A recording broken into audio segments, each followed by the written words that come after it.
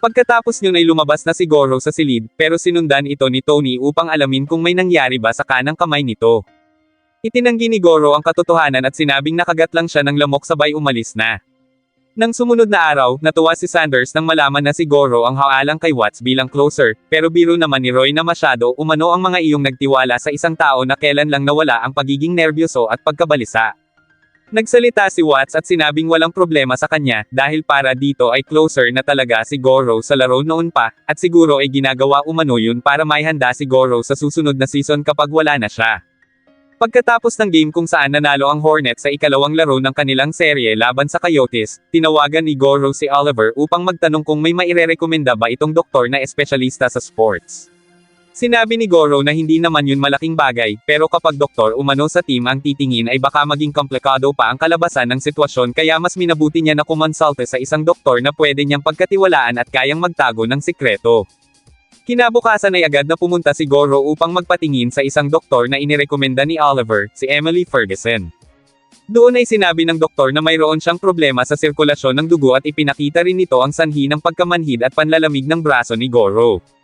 Para magamot iyon ay kailangan umano nilang magsagawa ng iba't ibang laboratory tests, pero kailangan muna raw umiwas ni Goro sa mga exercise para mamonitor ang epekto ng mga anti-inflammatory na gamot. Dagdag pa ng doktor na kung gustong ipagpatuloy ni Goro ang pagiging pitcher ay pwede naman iyong operahan at kadalasan ay wala umano iyong komplikasyon.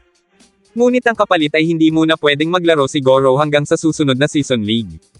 Pagkatapos yun ay nagpaalam muna saglit ang doktor dahil may gagawin pa umano itong mga tests, subalit pagkabalik nito sa klinik ay wala na roon si Goro at nag-iwan na lang yun ang bayad sa ibabaw ng upuan. Pumunta si Goro sa field, pero dahil sa malakas na pag-ulan ay kinansela na ang ikatlong laro nila laban sa Coyotes, at iyon na ang magiging huling laro nila sa season. Mayroon na lamang 7 laro bago matapos ang season, at tabla pa rin ang bilang ng panalo ng Hornets at Coyotes. Pagkaraan ng ilang araw, habang hindi pa nagsisimula ang game ay inisip ni Goro na kaya pa niyang bumato ng 30 beses, at hindi umano siya pwedeng tumigil sa paglalaro dahil lang sa problema sa sirkulasyon sapagkat kailangan siya ng team. Napatigil si Goro nang tawagin ito ng isang babae na humihingi ng autograph, pero ang totoo ay si Emily pala iyon na naroon para singilin ang kakulangan sa bayad nito sa check-up. Pagkatapos magbayad ay sinabi ni Goro sa doktor na okay naman siya sa practice kaya pwede naman umano siguro siyang maglaro kahit 20 o 30 pitches lang. Hindi nasagot ni Emily ang katanungan ni Goro sapagkat tinanggihan umano nito ang mga lab exams kaya wala siyang maibibigay na impormasyon dito. Gayunpaman, sumalang pa rin si Goro sa laro dahil para dito, ang hindi pagsagot ni Emily sa kanyang katanungan ay nangangahulugan na hindi yun ganoong kadelikado tulad ng sinasabi ng doktor. Sa huli ay nanalo ang Hornets laban sa Titan, habang natalo naman ang Coyotes sa kanilang laro, kaya umangat sa unang pwesto ang Hornets. Ngunit kinagabihan ay bigla na lang namilipit si Goro sa sakit ng kanyang braso, kaya nang sumunod na araw ay nakita na lang ito ni Emily sa labas ng kanyang klinik. Sinabi ni Goro na hindi siya nakatulog buong gabi dahil sa sakit. Dahil doon ay agad itong binigyan ni Emily ng painkillers at anti-inflammatory na gamot, at nang bumuti ang pakiramdam ni Goro ay pinayuhan niya ito na kausapin ang team para mabigyan ito ng doktor na makakatulong dito. Ngunit sa halip na makinig ay nangatwiran si Goro at sinabi na kung ganoon din lang ay hindi na sana siya pumunta roon nung umpisa pa lang. Dagdag pa ni Goro na wala silang ibang players na pwedeng pumalit sa kanya dahil may sakit din si Watts, kaya kung hindi umano siya maglalaro ay mawawala ng pitcher ang team sa huling parte ng game, gayong naroon pa naman sila sa unang pagkakataon na pwede silang manalo sa loob ng 25 taon. Naintindihan ni Emily ang nararamdaman ni Goro kaya napilitan na ito na tulungan iyon na malampasan ang huling 3 laro ng season, pero sa oras umano na may maramdamang sakit o pamamanhid si Goro habang nagpa-practice o sa mga laro ay kailangang tumigil agad ito sa pagpipitch at pumunta sa kanya sa lalong madaling panahon. Kinabukasan, natalo ang Hornets sa ikalawang huling laban, at nanalo naman ang Coyotes sa kanilang laro, kaya tabla na naman ang kanilang bilang. Makalipas ang ilang araw, magsisimula na ang huling laban ng Hornets laban sa Coyotes, kaya nang malaman ng ama nina Shimizu na ipapalabas iyon sa telebisyon ay pinayagan nito ang pakiusap ng magkapatid na umabsent muna para makapanood. Nakasubaybay rin si Toshi na Noy sinasabi sa sarili na ngayon pa lang ay naiinggit na siya kay Goro dahil narating na nito ang kinalalagyan nito sa unang taon pa lang, at mukhang bagay umano rito ang mapabilang sa majors. Si Tashiro naman ay dumayo pa kina Fuji para makapanood ng game ni Goro, pero laking gulat nito nang malaman na ang dalawang iyon ni Miho ay nagdi-date na.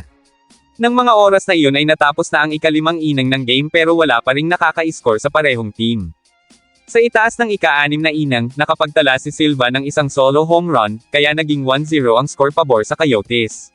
Marami ang humanga sa pagpapalipad ni Silva ng bola sa labas ng field, habang nabahala naman ang mga taga-Hornets. Bago matapos ang inang, nakapagdagdag pa ang Coyotes ng 7 pang runs, bagay na mas lalo pang nagpabahala sa mga taga-Hornets at mga taga-hanga nito. Nadismaya ang ama ni Shimizu kaya umalis na lang ito sa panunood at sinabing papasok na lang siya sa trabaho. Halos mawalan naman ng pag-asa si Tashiro na makakapaglaro pa si Goro, habang si Shigino naman ay mas pinili na lang na matulog kesa manood. Gayunpaman, para sa isang taga-suporta ng Hornets ay tuloy pa rin umano ang laban nila hanggat hindi pa natatapos ang laro. Samantala, sa Japan ay mas pinili na lang ni Toshi na pumunta sa practice, habang ang iba naman na nanonood ng live ay nawala na ng gana at sinabing uuwi na lang. Dahil doon ay tumayo ang babae at tinanong kung bakit nag-aalisan ang mga ito, at kinwestiyon ang pagiging Hornets fans ng mga iyon at sinabing ngayon ay sumusuko agad ang mga ito samantalang hindi pa naman sila natatalo. Kapag umuwi umano ang mga iyon at nanalo ang Hornets ay pagsisisihan yun ng mga ito habang buhay. Nagpatuloy ang game at sumali na si Watt sa laro. Pinalitan nito si Clark sa pagiging pitcher at napigilan nito ang ika-9 na run ng kalaban, ngunit bumagsak si Watts dahil sa kanyang injury kaya dinala agad ito sa klinik. Pagkatapos noon, unti-unting gumanda ang laro hanggang sa nagawa ng Hornets na maka-score ng 6 na runs dahil na rin sa katapangang ipinakita ni Watts. Maya-maya pa, sa pagsisimula ng ika-8 inning ay 8-6 na ang score pabor sa Coyotes at doon na umakyat si Goro sa mound.